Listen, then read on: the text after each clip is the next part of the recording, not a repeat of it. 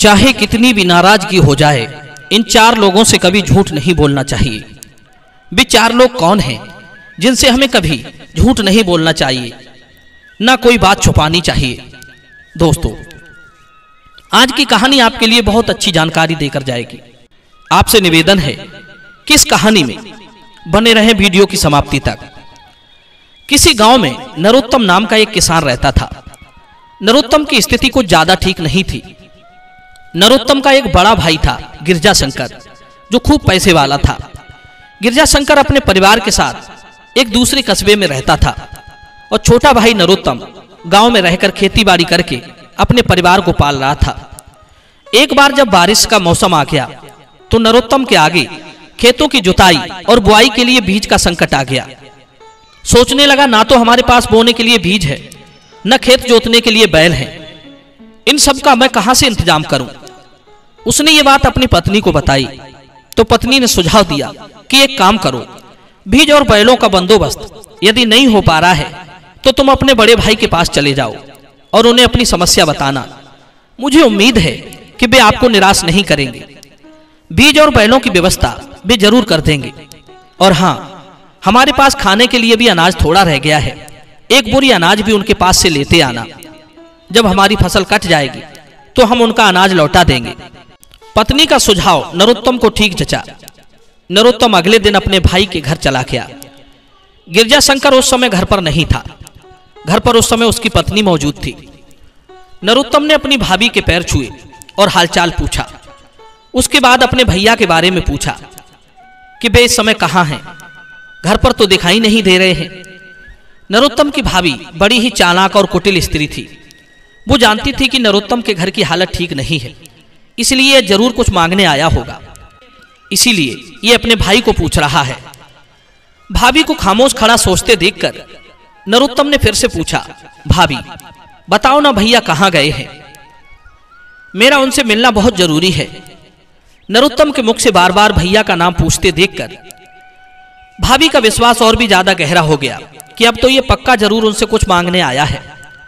यही सोचकर नरोत्तम की भाभी ने झूठ बोल दिया कि तुम्हारे भैया किसी बड़े काम से बाहर गए हुए हैं, उन्हें घर आने में 1-2 दिन लग सकते हैं और हो सकता है कि वे 1 हफ्ते के बाद लौट कर आए।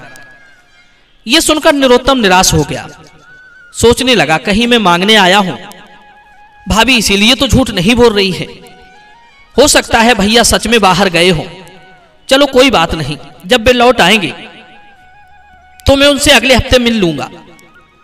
भाभी तब तक तुम मेरे लिए खाना लगा दो, मुझे बड़ी जोर की भूख लगी है। नरोत्तम को खाना मांगते देख वो स्त्री उदास हो गई। सोचने लगी, इस भिखारी को खाना बनाकर भी अब कौन खिलाए। इसलिए वो बातें बनाती हुई बोली, अरे नरोत्तम भैया, शायद तुम्हें मेरी बात पर विश्वास नहीं होगा, मैं तुम्हें सच बता रही हूं। आज सुबह सुबह एक बड़ी सी चील उड़ती हुई आई और मेरे घर से चूल्हा और चक्की लेकर उड़ गई। इसी वजह से आज हमने भोजन नहीं बना पाया। सुबह से आज हमारे बच्चों को भी भोजन नहीं मिला है। भाभी की इस बात में ज्यादा दम नहीं थी। नरोत्तम सोचने लगा कि एक चील भला चूल्हा और चक्की लेकर कैसे उड़ सकती है। लगता है भाभी भोजन नहीं कराना चाहती, इसीलिए मुझसे ऐसा बोल रही है। नरोत्तम बोला, चलो कोई बात नहीं, मैं भोजन अपने घर जाकर कर लूंगा। इतना कहकर नरोत्तम वहां से चल दिया। पीछे से नरोत्तम की भाभी मरहम लगाती हुई बोली, अरे देवर जी, कहां जा रहे हो? यहीं ना रुको, ये घर भी तुम्हारा ही तो है। नरोत्तम बोला, नहीं भाभी, जब भैया नहीं है तो मैं व्यर्थ में तुम्हें कष्ट क्यों दूं? जब वे आ जाएंगे तो मैं उनसे आकर मिल लूंगा। इतना कहकर नरोत्तम घर से निकलकर जाने लगा। चलते चलते रास्ते में उसे उसके बूढ़े काका मिल गए। नरोत्तम ने उनके चरण छुए और उनका हाल पूछा। काका ने पूछा, अरे नरोत्तम, तुम यहां कब आए? नरोत्तम ने बताया, काका मुझे यहां आए अभी थोड़ा ही वक्त हुआ है, भैया से मिलने आया था। सो भाभी बोल रही थी कि भैया किसी काम से बाहर गए हुए हैं, उन्हें लौटने में 1 हफ्ता लग सकता है, इसलिए मैं गांव जा रहा हूं। जब वे आ जाएंगे तो उनसे आकर मिल लूंगा।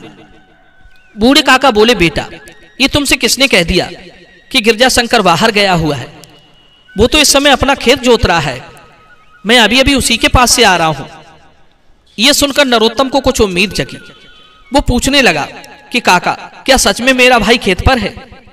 बूढ़े काका ने कहा, हाँ बेटा, मैं सच कह रहा हूं, मैं उसी से मिलकर तो आ रहा हूं, मैं झूठ क्यों बोलूंगा। अब तो नरोत्तम अपने भाई से मिलने के लिए खेतों की ओर चल पड़ा।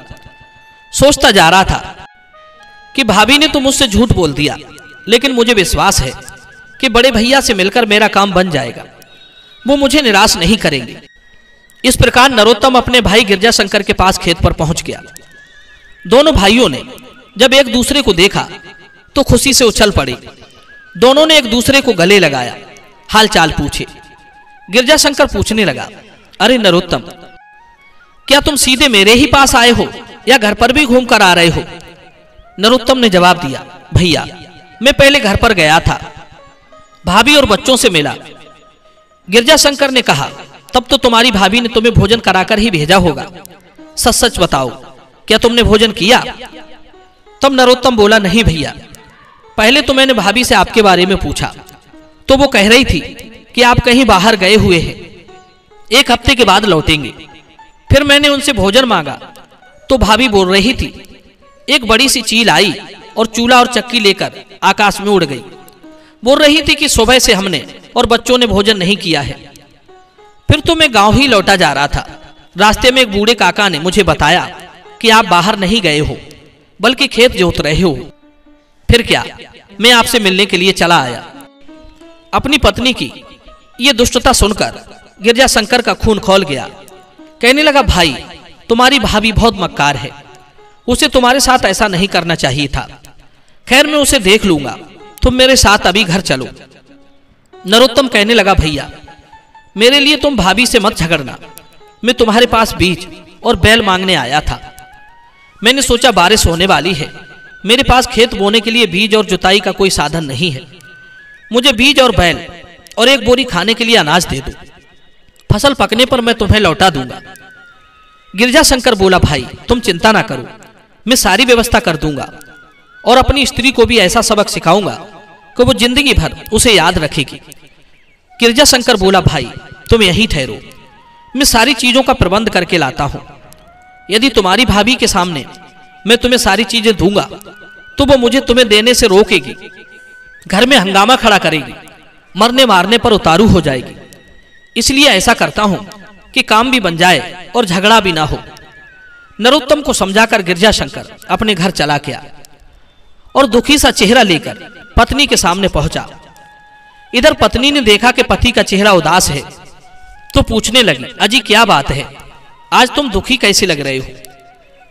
तब गिरजाशंकर बोला, प्रिय, आज तो अनर्थ हो गया, अगर तुम सुनोगी तो तुम्हारा सीना भी फट जाएगा। पत्नी पूछने लगी, अरे ऐसी क्या बात हो गई, शीघ्र कहो। तब गिरजाशंकर बोला, प्रिय, मैं अभी अभी तुम्हारे मायके से आ रहा हूं, कल तुम्हारे भाई के घर में आग लग गई, सब कुछ जलकर राख हो गया, एक भी चीज सुरक्षित नहीं बची, घर में खाने का अनाज तक नहीं रहा।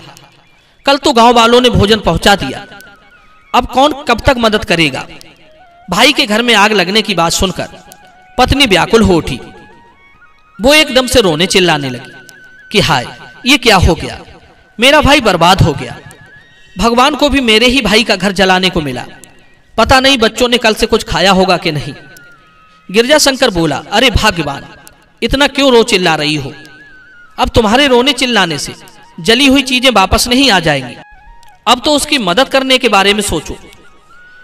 इतना सुनते ही पत्नी एकदम से कहने लगी, हाँ जी, कुछ मदद भेज दो ताकि उनकी कुछ दिन की गुजर बसर हो जाए। गिरजाशंकर बोला, आप ही बताओ, मैं उसकी किस तरह मदद कर सकता हूं? पत्नी बोली, एक काम करो, ऐसे में उन्हें सबसे ज्यादा अनाज, कपड़ा और घरेलू सामानों की जरूरत है, तुम तुरंत बैलगाड़ी दरवाजे पर लगा दो, मैं जरूरत के सारे सामान उसमें भरवा देती हूं।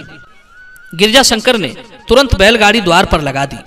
उसकी पत्नी ने झटपट बैलगाड़ी में अनाज के बोरे सहित घरेलू सामानों को रख दिया। पूरी बैलगाड़ी गृहस्थी के सामानों से भर दी और बोली, अब जल्दी जाओ और मेरे भाई के घर पहुंचा दो। गिरजाशंकर अब बैलगाड़ी लेकर चलने लगा। चलते चलते उसने पूछा, अरे भाग्यवान, क्या बुवाई के लिए बीज रख दिया है? बीज भी तो चाहिए, उन्हें खेत कैसे बोएंगे? पत्नी बोली, हाँ जी, रख दिया है, अब आप देर ना करो और शीघ्र चले जाओ। और हाँ, ये रुपयों की थैली भी लेते जाओ। काफी दिनों से मैंने इसमें पैसे इकट्ठे करके रखे हैं, मेरे भाई को दे देना। अगर उसे किसी चीज की जरूरत होगी तो वो बाजार से खरीद लेगा। पति बोला, हाँ तुम ठीक कहती हो, बहुत समझदार हो। अब तो गिरजाशंकर बैलगाड़ी लेकर नरोत्तम के पास पहुंचा और वो सामान से भरी बैलगाड़ी अपने भाई को दे दी। भाई का प्यार देखकर नरोत्तम की आंखें भर आईं। कहने लगा, सच में भाई भाई ही होता है। भाई के दुख दर्द को भाई ही समझ सकता है, इसलिए तो भाई को दूसरी वहां का आ जाता है। गिरजाशंकर ने वो रुपयों की थैली भी अपने भाई को दे दी। नरोत्तम इतना सारा सामान बैलगाड़ी भरकर अपने घर को ले गया। इधर गिरजाशंकर थोड़ी देर में अपने घर लौट कर आया। उसकी पत्नी ने देखा तो चौंक पड़ी। कहने लगी, अरे आप तो मेरे भाई के घर पर गए थे, इतनी जल्दी कैसे लौट आए? सब ठीक तो है ना? गिरजाशंकर दुखी होता हुआ बोला, प्रिय, मैं तुम्हारे भाई के घर तक नहीं पहुंच पाया। रास्ते में ही एक बड़ी सी चील उड़ती हुई आई और पूरी बैलगाड़ी को लेकर आकाश में उड़ गई। वो तो भला हुआ जो मैं समय रहते बैलगाड़ी से कूद गया, वरना मुझे भी ले जाती। मित्रों, पति के मुख से ऐसी बात सुनकर पत्नी आग बबूला हो उठी। कहने लगी, ये तुम क्या कह रहे हो?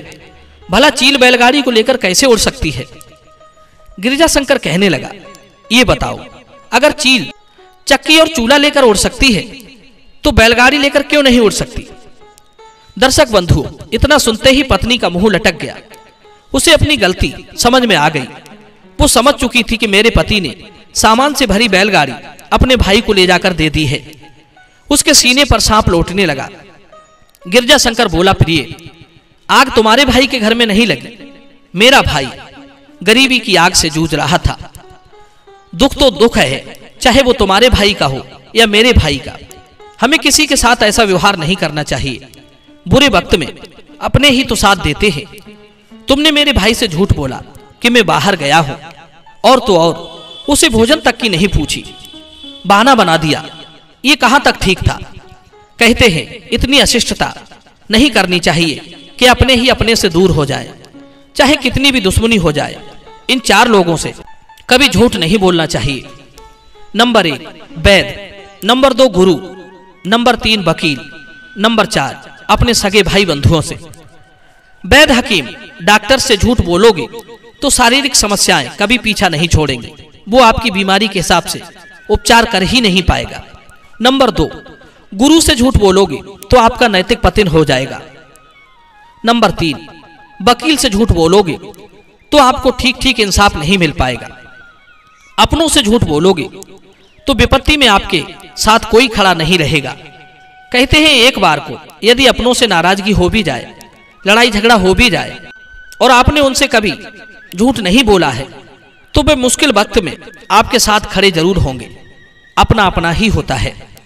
दर्शक बंधुओं, गिरजाशंकर की पत्नी अपने पति के पैरों में गिर पड़ी और अपनी गलती की क्षमा मांगने लगी।